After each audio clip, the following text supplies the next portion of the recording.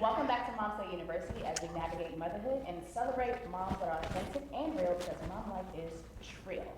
Yeah. Welcome to episode 1. All right, so today's episode, I have the lovely Miss Alonda Hawkins. Hey. She is a mogul in the making, killing it in the real estate industry and with the Hawkins Group.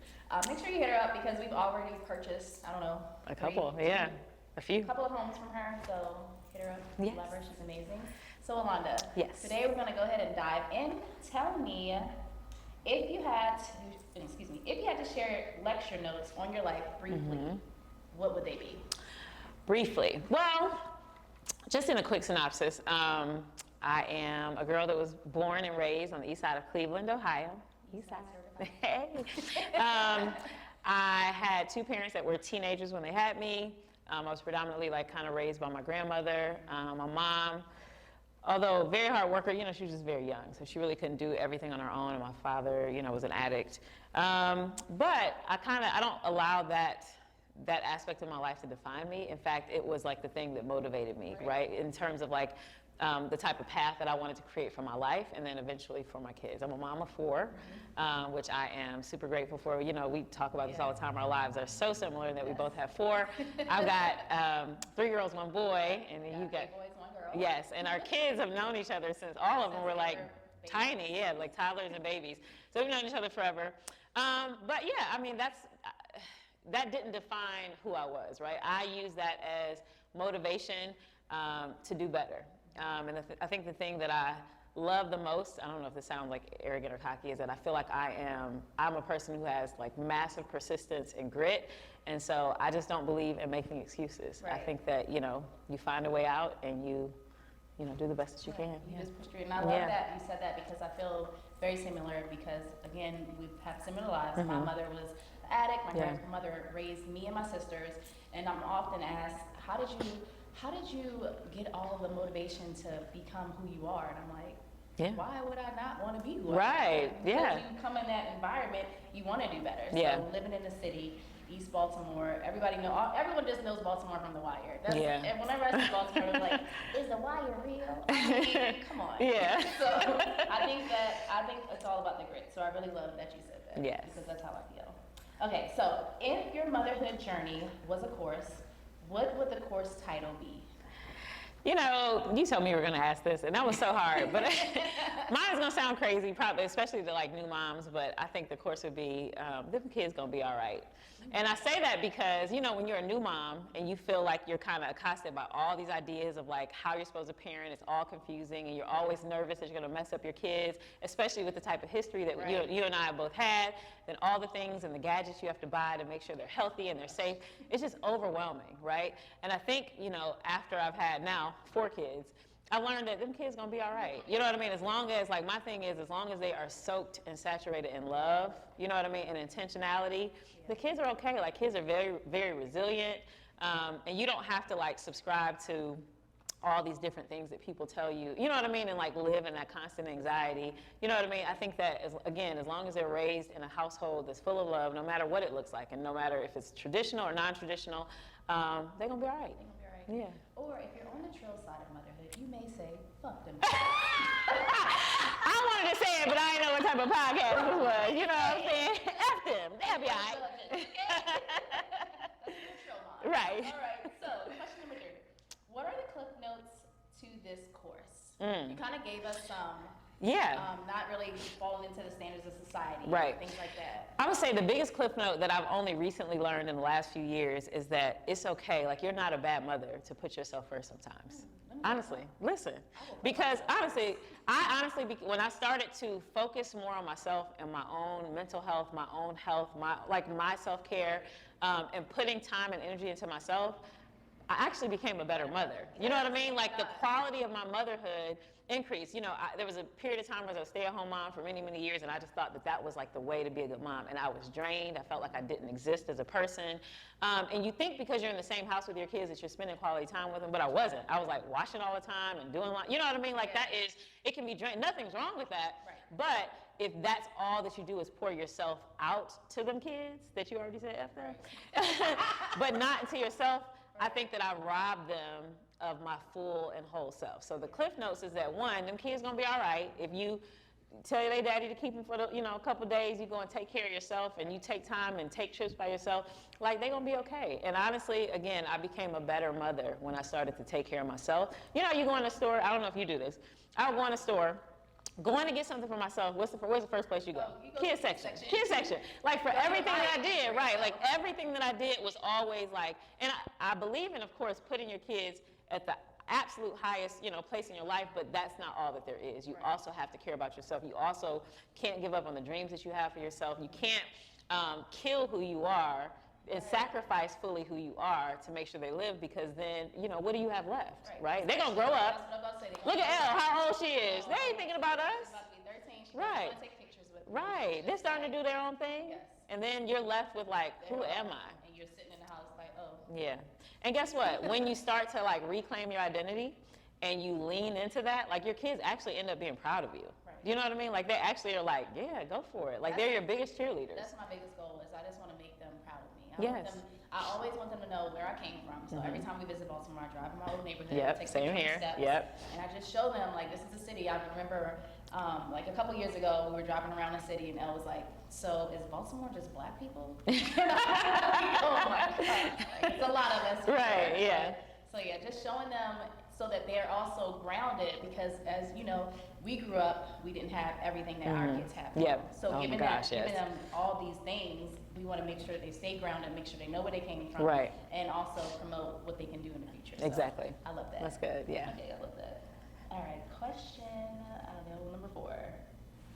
After your completion of this course, what would your final grade be of your course that you just gave us? Them kids gonna be all right?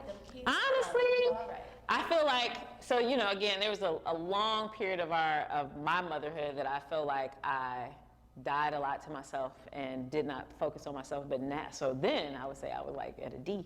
But now, honestly, I feel like I'm hovering between, I got a little A-. I don't feel like I'm where I want to be, but I feel very proud of where I've gotten, right? And I don't feel bad about saying that. Like, I feel very proud of who I am, not just as a mother, but as a woman, as a business owner, as a friend, you know what I mean? Like, really leaning into that has just made me really happy about how it's turned out. And my kids are very well adjusted. They do really well in school. They're very sweet kids. They get on each other's nerves every now and again. Definitely get on my nerves sometimes. But overall, they're really, really, like, I like them. Like, they're the type of people that I think if they're older, like, I would like hanging out with them. You know what I mean? Yeah. So to me, I feel like, despite, and I don't know if you have these type of thoughts, but I used to feel like because of what I came from, like maybe I didn't have the ability to give them something that maybe I didn't fully see. Right. But I saw that, I did, right? And I think if you do the best that you absolutely can, those kids, they know when you're being authentic, and they know when, you know what I mean? Yeah. They have no filter. Girl, at all. But I feel you on that, just like making sure your whole self and giving them just your whole self, like you just said. But I can't even think of what I was about to say. I messed up. You were flowing. I forgot what that was good though. I love your grade because I think that's an amazing grade. Okay, let's see. What do you do to relieve stress? And we kind of talked about that a little bit in the clip notes. Yeah, this is all new. I ain't trying to fake and act like I always did this, but I do every quarter, every 90 days, I take a break. One, because in the career that I'm... Let's a real break because you had a break. Well, this one was a fake one I just took. This break for the whole month and still was working. This one was fake. I ain't gonna lie, this one was fake. But I do try to and I try to be cognizant of everybody's in different stages of life. But even if it's just 2 days where you just get away, try your best to turn off your phone if you can. But just to take time for yourself, that's what I do. For me, it's just doing mini getaways. Like, we're in North Carolina, I'll go to the mountains, I'll go to the beach. You know what I mean? Just something where, again, it's just for me. Right. Not for them, little nappy-headed kids. No, I love them.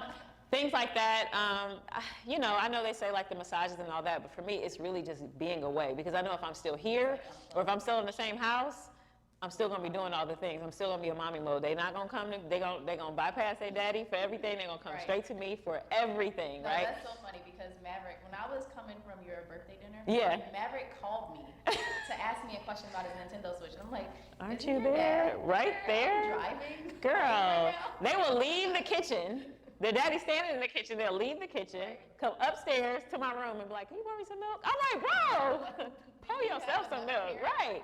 No, they definitely do that. And even if you can't get away, like send them kids away. Because what we say earlier, them kids gonna be all right. They're gonna be all right. If you They'll be all have right. any type of village, like mom, I know everybody doesn't have grandparents, Yeah. but if you have grandparents, if you have people Right. you trust, friends. Yeah, send and if them you have a group of for friends and hours. all y'all are moms, like, can you switch out times? Like, Yes, can that's a one great mom idea. take the kids and y'all, you know what I mean? You get your break and y'all rotate every month. Like, one mom takes all the kids. There's a way to do it, even if it's not like a budget. So you know what I mean? Like where you can get away, but just to be alone, like you need that. Everybody needs time to like recharge and Let me pour see. back into themselves. Exactly. One thing that I do on Mother's Day is I go to the hotel and I just sleep. Girl. Like, I don't want to be bothered. Yes. It's Mother's Day, but I want to be a mother alone. So Listen. I get a hotel room. I eat great food in Yes. the room. I drink wine. Your food I be watch still be TV. hot when you Yes, eat it. You ain't gotta cut up nobody's meat. It's delicious. Yes. I can sleep alone. I don't have Yes. Axel kicking me in my side. That's literally every Mother's Day, and they get so offended. I'm just like, you will be. They're like, it's Mother's Day, so they give me their gifts in the morning. Like we'll have breakfast, and then I'm out, or they gotta go. Buy it. Yes. I love it. Okay, let's see. Oops, I can't even get into my phone now. You need the Face ID thing. You're like, I took it. oh. We'll talk about that later. Uh-oh. Okay. What are some of your greatest glows of motherhood? Your greatest grows or glows of motherhood?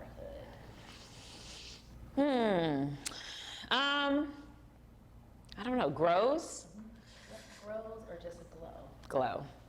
I feel like right now, I don't know if you could pick up on it, but like right now I just feel like I'm in just such a, like I went through a really, really difficult time, but I just feel like I'm in such a good space. You know what I mean? This is your glow. Yeah, I just feel like this is, I don't know how to explain it, but I think it's after having overcome like some really, really, really difficult situations. And you know, you go through healing, and now I'm like chilling, right? And I think it overflows. I feel like I'm in a season of overflow, right? You know, you feel like you've been putting in work and like harvesting for all these different things, and I just feel like now this is a season where like I get to reap those things, and I am loving every second of it. I don't, you know what I mean? Like I don't take it for granted, and I feel like it overflows into my love for my kids and the time that I have for them. I feel like it's overflowing into my business. I don't know if that's helpful for anybody, but I just think that, you know, again, when you've been going through a really, really hard time and it feels like you're never gonna make it out and you feel like it's gonna be dark forever, and then when you start to see that light and you're like, dang, like, all right, I survived that. You know what I mean? Like I feel so proud of, that's what it is. I feel so proud of myself that I survived it, right? Something that I thought that would kill me. It did not break me. It broke me down for a minute, but I survived it, right? And so, and to know that my kids are good, my business is good, my friendships are good. I don't know, I just feel it's a good season. It's a good season. I'm glad to be here and witness this. Hey, you too. You're killing it. Well, you know, because life is like, it ebbs and flows, right? But, you know, when you're in that dark moment and you just feel like I'm just never going to make it through this. And I felt like in that moment, because it was so hard, and I felt like I'm not gonna say I was enduring it by myself, but like I felt like a terrible mother, because I'm just like, I just feel like mentally I'm not in a space where I'm taking good care of them. So I also feel grateful that after making it out, I'm seeing that they're okay too. Seeing that they're okay. Yeah, they're Because okay. You judge yourself Yeah. during that time. Yeah, Like, you oh, do. I'm just like the worst mom. Yeah, I'm so tired.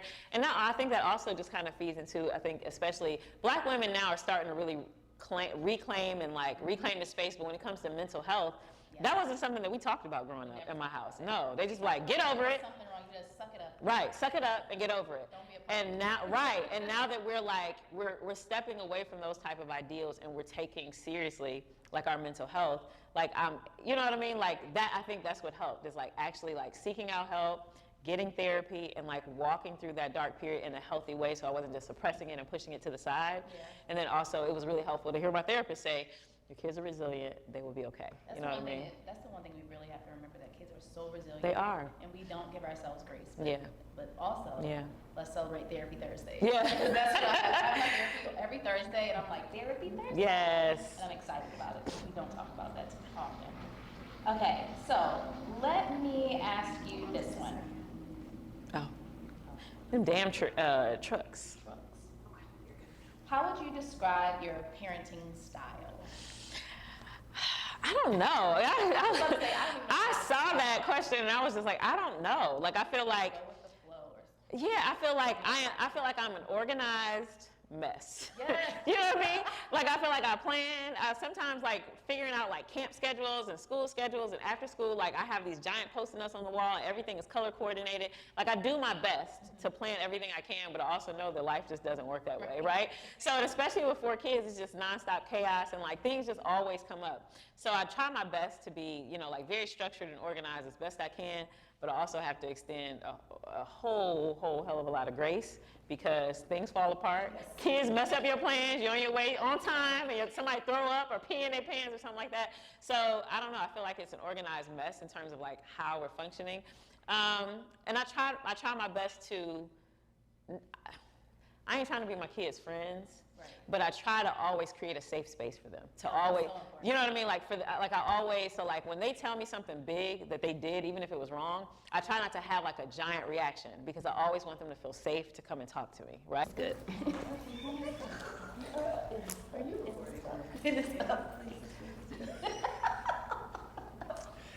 Yeah. Alright. You want it to be, yeah, but you might even just take that, you might let the latter part of it. You might not need all of it. You know what I mean? that's good. Yeah. Alright. Okay, next question. What's one quote that you live by daily? I had one. I think I just forgot it. Oh. It's one I posted on my Instagram recently, and it said, some days she has no idea how she'll get it done, but every day she figures it out. Or something like that. And it really is, it's just, you know, in our life. I felt like that today. Yeah, it's just like we sometimes, and then with our personalities, like we pile it up, like in terms of like all the things, we want our kids and all the things, and we don't want them to miss any opportunities. Yes, so we overdo it, and people are like, are you sure you can do all this? I'm like, Of course you can. I don't know, but we're gonna do it. Because also I think that for me and my brain, I don't know if there's something wrong with my brain, but I just feel like nothing's impossible. Right? And I don't like the attitude of like, of not even trying. I'm like, you don't know. I hate when people are like, no, that's not gonna work. I'm like, how you know? Exactly. You ain't tried. So I just think in relation to motherhood, I'm just like, you know, we'll figure it out. You know, and if it doesn't work, who cares? Try again. Yeah. As Aaliyah said. Right. Hey, try again. Ow, ow, ow. Okay. If first you don't succeed, we're gonna dust yourself off and try again. All right, I take that back. That's my quote. That's my quote. Use that one in the podcast. If at first you don't succeed, dust yourself off and what? Try again. Let's go. That's what we teach our kids, right? Right. Yeah, so we got to apply it to our lives as well. Exactly. Yeah. How about, can you share with us maybe 1 or 2 missteps that you have made in your business or your career that you will never, ever do again? So many. I would say in the most recent, in the career that I'm in as a real estate agent, I own my own real estate team. And I would say the biggest mistake, and I know it seems so simple, but the biggest mistake is putting my clients before my kids, right? In the industry that we're in, your clients they can be very demanding, and the industry is very demanding, and you always feel like there's always something, always a fire you have to put out, there's always something you need to do, and you feel like you're the only person who can do it. One, it was a little arrogant to feel like I was the only person that could. But 2, because them emergencies are gonna be there the next day, right? But I don't want to sacrifice my opportunities and time with my kids and the limited amount of time we have with them before they're grown for clients. You know what I mean? Like I love my clients for sure, but I started setting boundaries where our conversations end at 6 or 7 because guess what? If you're calling me about an emergency with your paperwork, it's not gonna fix it. It's not gonna fix it at 6:30, right? We will talk again at 8 o'clock. And so I set my phone down, and I don't when I first got into real estate, I would talk to people at 10:30 and 11 o'clock at night, and I was just like, I'm not sacrificing my kids for none of them because they ain't gonna think about after that transaction closed. They ain't thinking about me again. And so I absolutely during business hours give my absolute all to all my clients and make sure they're very, very well taken care of. But when that day ends, I set that boundary. And if I have anybody who has a problem with it, then they're not my client anymore. And at this point, I've not had anybody who's had a problem with it, I love right? that because it makes me think about Jacoby. He was working for the bank. There was a client that called him at 11 p.m. She was coming from revival. Oh, absolutely not. Girl, I've had people call me at 2 a.m. What about drunk? Have you had a drunk call? No, not yet, thank God. No. I mean, but they literally, and again, this is not against them. Like, if you don't set the boundary, because I know of agents who feel very proud of the fact that they say, I answer the phone at any time, and I'm just like, yeah, that's a no for me. Like, I'm not sacrificing my kids for this industry, because I say I'm doing it for them, but if I'm doing it for them, I need to, like, be present with them. Like, I don't want to build a life where I've made a lot of money for them and they don't want to be bothered with me. You know what I mean? So I would say that's the absolute biggest misstep. And then I would say the other is just that the other misstep is just allowing guilt to run my life. I don't allow myself to feel guilty about the things that I do in my career. You know, like that mom guilt. I shut it down. I'm just like, I'm not. Like, I'm going to do what I need to do because I've now taken the steps to set those boundaries. And my kids understand. I'm like, hey, you know, you got to eat. You know, you still want food, so I don't know, toss up. But they also know, like, they know that I take that seriously. But when that ends, I take my time with them seriously. I still don't sacrifice being a room mom and participating in all their classroom events and showing up to embarrass them at lunch and sit down with them. And they're like, okay, my middle schooler, she's like, all right, can you go? And still, you know what I mean? Like, those are non-negotiables for me, but I also just don't allow myself to feel guilt anymore. Yeah, I love that. Yeah. That's good. All right, so how about, think about your workspace and tell me what you love the most about it and what's one thing that you'd like to improve. This is not a thing. The thing I love the most about my workspace is the people who work for me. And let me tell you why. It's because when I started out and I was by myself, I was doing all the things and I was like losing my mind and my hair. And so one of the things that my coach, I had a coach, and she taught me is that it's okay to bring on leverage, right? To help so that you can reclaim some of your time but still generate the same amount of income. So it's not necessarily a thing in my workplace, it's the idea of it's okay to have leverage. So I pay people to do things. And why is this related to other moms that maybe don't have a business? No. Look, what do you do now with your house? If your house, I pay people to help me clean my house. I drop off, oh, listen, Lord Jesus, I need that. But I drop off my clothes for laundry. Like, and when she said that, she was like, think about how much you make an hour. And we figured it out. And then she was like, how much is it per hour to pay somebody to clean? I'm like, $20. She was like, do you make a lot more than that? I was like, I do. She was like, so wouldn't you rather pay somebody that $20, reclaim that time, and spend it with your kids? She was like, or the free time that you have, do all those things, but you're not actually spending it with your kids. And I was just like, because I felt guilty. You know, you kind of have like this, I shouldn't. So if there are areas that you have the ability to use some leverage, honey, that's the best tip anybody ever gave me. So that's my thing in my workspace, is that I pay people to do the non-income generating things. So now I have a lot more free time to do the things that generate income, and then frees me up to still be flexible with my kids' school and time with them. I love that, because let me tell you, I'm going to have my house cleaned every 2 weeks. Sis, they come in Friday. Came to a nice, beautifully clean home after Costa Rica. It's the best thing. Hear me, when I say it like lifts the stress in your life. And we always do this thing called a house reset. Like when your house is reset, it's easier for it to stay clean longer. And when they do that, it just does something to everybody's mental health. And it's not, my kids still have to clean. They're happy. They have chores. They got to do stuff. But that deep clean, where you just want every ounce of the house clean, honey, yes, we will be paying somebody. Yeah, absolutely. Okay, so before you go, and before you leave our audience, tell our listeners what passion projects you're working on and how they can find you. Passion projects. Well, I am trying to start other businesses. Right now I'm kind of branching into, I mean, it's still real estate, but right now I'm a realtor. Now I'm starting to I just bought my second investment property, and it's the first one I've ever bought cash. Nice. And I bought it in my hometown. I just feel really proud of that. Like, that was exciting. Yeah, it was exciting to buy it in my hometown. I just felt really. That's the dream of both of us. Yes, and you want to do it in Baltimore, yeah, or you say Baltimore. But I really want to start like Airbnbs. But I think the next thing that I really want to do is to start coaching other women in this industry. To have become, I've been licensed for 4 years. Last year I was the #1 agent in my office, and I like to say that out loud. Out of like 260 agents, I'm pretty sure the first Black woman in the firm to do that, even though I don't know if it's been acknowledged. And to be a mom of 4 and to still find ways to be like present with my kids, to me feels like such a huge accomplishment, and I want to help other women do the same. And so I coach people on Saturdays, but like I want to I stopped so I can like zoom in and focus on finding a way to like motivate other moms specifically in this industry to say, you can't necessarily have both perfectly all the time, like not all would be perfect, but it is possible. It's possible. You know, they talk about like, you know, the idea of like, you should marry a rich man. And I just like, I feel like I'm a rich man. How about that? No, I'm just playing. No. But yeah, so I would say those, like venturing into having Airbnb, doing more investment properties, and coaching other women. Oh, how do you find me? So I would say my Instagram is Alonda, Allonda, the agent. That's on Instagram, and if you do that, I guess with the / on Facebook, you'll find me there.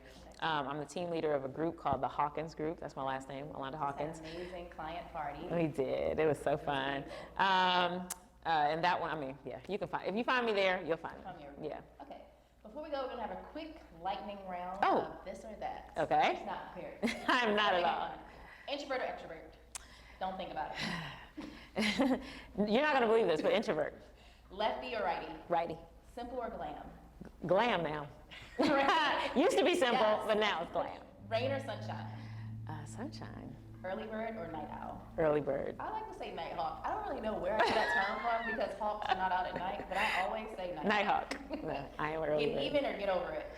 Now at this point in life, I get over it. Night out or night in? Night in. Calls or texts? Girl, text. Don't be calling me. Sunrise. Who calling people? I cannot. People be calling, okay? Sunrise or sunset? Ooh, sunset. I have been obsessed with sunsets. It's so gorgeous, and your pictures be fly at sunset too. Let me just say. Always late or always early? I try to be early in my industry. Yeah, I try to be early, just for professionalism. But if it's personal, definitely late. Definitely. Dog person or cat person? Dog. Who's fooling with cats? I don't know. The only cat I like is Zoe. Honey, Zoe wants a cat. She's begging. It's a no. It's disgusting. A little nasty. Oh, no offense to cat lovers. Yes, no offense. And to your cute little cats at home. Love them up, okay? But it's a no for me. Dreamer or realist? I'm a dreamer. I would die if I couldn't dream. Yes. Yes. I can't breathe if I can't dream. Yeah. Yeah. And lastly, walking or driving? Here you would have to. Here in Winston? Who's walking somewhere here? If you're in a big city, walking for sure. Yeah. Here, no, we gotta drive. New York walk, here, everywhere. You got to have a car. Yeah. Okay, well, thank you so much, Alonda. Thank you for having me. Talking with you today, and I'm so happy to have you on the podcast. So fun. I hope that we tune in to the next episode, but also I wish you so much success. Tune in. This girl is so smart and so creative, and how cute is this? Your whole setup is just so cute. So proud of you. Well, before we go, today's episode is not sponsored by Rosé, but maybe it can be in the future. Hey, call us. We'll see you on the next episode. Bye.